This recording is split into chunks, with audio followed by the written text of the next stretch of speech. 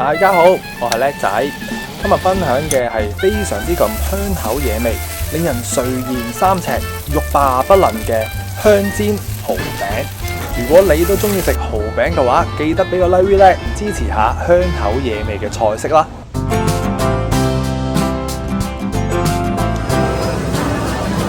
阿哥要2份蠔啊！好啊，唔該，好新鮮啊！係啊，係得2份啫。係啊，清埋啊，正。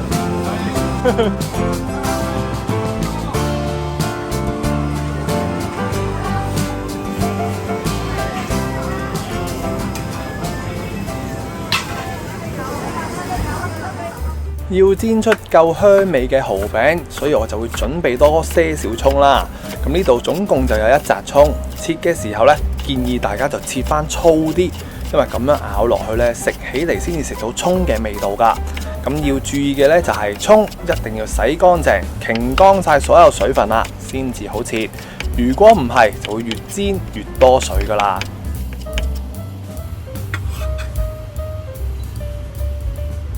淨係得啲蔥花呢，就應該唔夠香啦，所以就加多1紮嘅芫茜。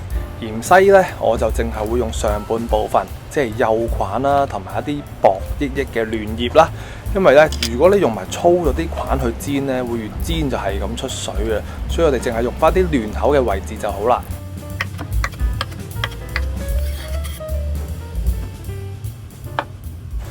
芫茜蔥都準備好呢，就輪到最艱辛嘅工序，就係洗蠔嘅時候啦。咁啲蠔點樣呢先至為之靚仔呢？咁其實好簡單啦。我哋望到啲蠔隻隻都脹卜卜嘅，肥仔，黑色嘅邊嗱，通常靚蠔都係黑邊嘅，好深色為主啦。咁挺身，因為呢，如果啲蠔個溫度唔夠呢，會卸身嘅，即係會撇咗落嚟嘅。咁而成隻蠔形咧都係完整，又冇話有啲損傷啊，即係完整冇破損，仲要聞到淡淡嘅海水味道咧，呢啲就係靚嘅蠔啦。洗嘅時候，我哋就落2個大茶羹嘅生粉入去，吸附下佢啲污糟嘢。咁點解會話洗蠔係一個好艱辛嘅工序啦？因為咧洗蠔要比較小心謹慎啊。因為逢係蠔仔最忌嘅一樣嘢就係有蠔殼依附住喺隻蠔身條邊嗰度啊嘛，所以洗嘅時候呢，一嚟我哋怕拮親手，如果我哋第二樣嘢呢，就係洗唔乾淨嘅時候，食到啲蠔殼呢，啲咁刺嘅嘢刺到啲腸胃就好危險啦。所以建議大家呢，就開翻光猛呢盞燈，咁啊用一個細細地嘅力度落去洗啲蠔。咁就逐隻蠔咁檢查下佢條邊啊，有冇啲暗藏咗啲蠔殼喺裏邊啦。所以就係艱辛嘅原因就係呢一個位置啦。係啊，所以食親呢啲特別係蠔仔咧，就更加上係要小心啊。咁就逐隻檢查下佢就 OK 啦。咁我哋用生粉水洗完一轉之後咧，就過翻2次到3次水就 OK 嘅啦。咁如果你洗得太過多次咧，啲蠔味咧都會沖走晒，咁啊自己執生啦。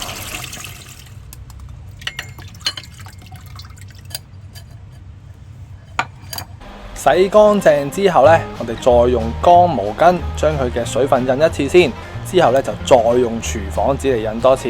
咁啊，最好用一啲靚啲、優質啲嘅廚房紙啦。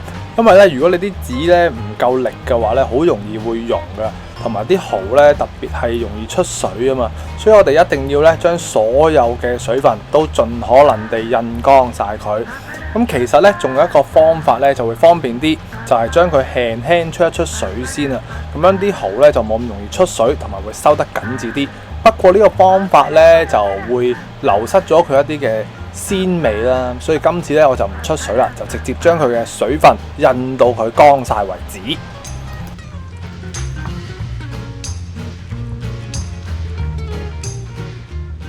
到最後呢，我哋就要開埋呢一個蛋漿，呢一個係靈魂所在嚟㗎。搞得好唔好就要睇呢個漿啦。咁呢一包呢，就係番薯粉，8蚊就買到㗎啦。咁就喺街市嘅乾貨店就買到㗎啦。記得係番薯粉。咁我呢，就會落2湯羹嘅番薯粉嚟做咗個膽先㗎。咁番薯粉嘅特性呢，就會比較上係軟韌，但係呢，就做唔到一個脆口啊硬身嘅效果出嚟㗎。所以咧，我哋就要溝粉啦。而最方便嘅方法，屋企最多時候都有生粉啊嘛。咁我就補咗1湯羹嘅生粉，生粉嘅特性咧就會比較係硬些少啦，但係如果想再硬淨啲、脆身啲咧，不妨去特登去買翻包麵粉，就會做到個硬淨脆身嗰個效果。咁如果你話方便起見，梗係用生粉嚟代替啦，唔使煩啊嘛。咁落咗3湯羹粉落去咧，咁我哋就落翻3湯羹嘅水落去，攪勻咗啦，我哋先至落埋個味，咁樣咧先至會勻循啲啊嘛個味道。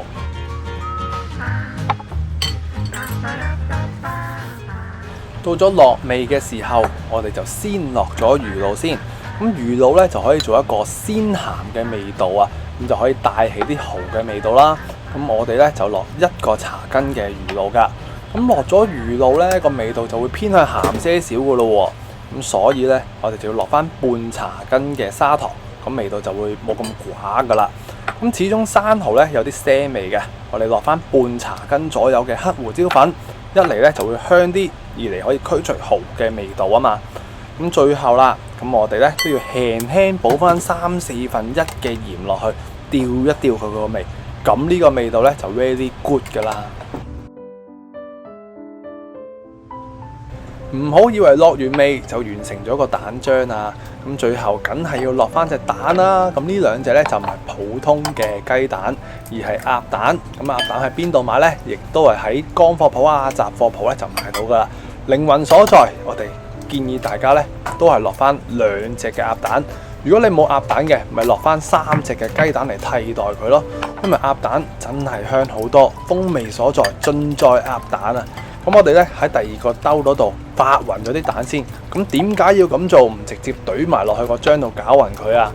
問題咧就係，如果你啲鴨蛋啊或者雞蛋壞起上嚟，一打落去個漿度咧，咁我成班漿就抌得啦。所以我哋打真雞蛋，多數咧都喺第2個兜度打出嚟，驗證咗係冇問題啦，先至去將啲蛋水咧就合埋啲漿嗰度，一次過撈勻佢。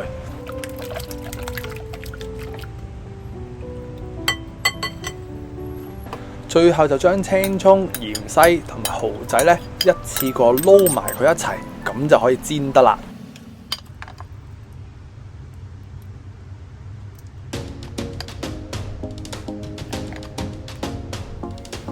咁煎蠔餅咧最方便又舒服咧，都係用翻個煎 pan 會好啲，同埋咧就落多些少油，因為煎出嚟咧會香身啲噶。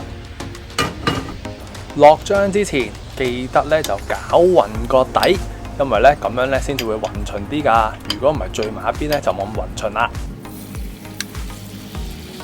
喺蛋漿未凝固之前咧，我哋就盡快將所有嘅漿咧均勻咁揚開佢，平面越大越好，盡可能唔好俾啲蠔搭埋一齊，因為越厚嘅漿咧就越難煎噶啦。咁全程咧都係用一個中細火嚟完成就 OK 噶啦。因為咧，逢係蛋咧，好容易會煎窿底噶。煎咗大概2分零鐘到啦，咁我哋望一望佢，見到佢下面硬硬地有啲金黃色咧，就係時候反得噶啦。咁反嘅時候咧，最緊要就係小心啲啦。見到佢啲油多嘅話咧，不妨避走佢先至去拋咯。係啊，如果唔可以拋唔起嘅話咧，其實可以用翻一個鑊鏟去鏟起佢嚟反啦。咁希望大家都順利啦。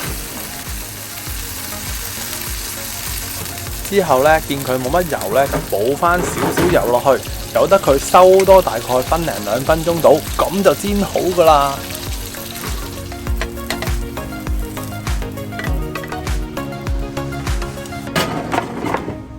最後就加翻啲芫茜葱，中間咧放多一隻紅當當嘅辣椒仔，點綴下咁就靚仔晒啦。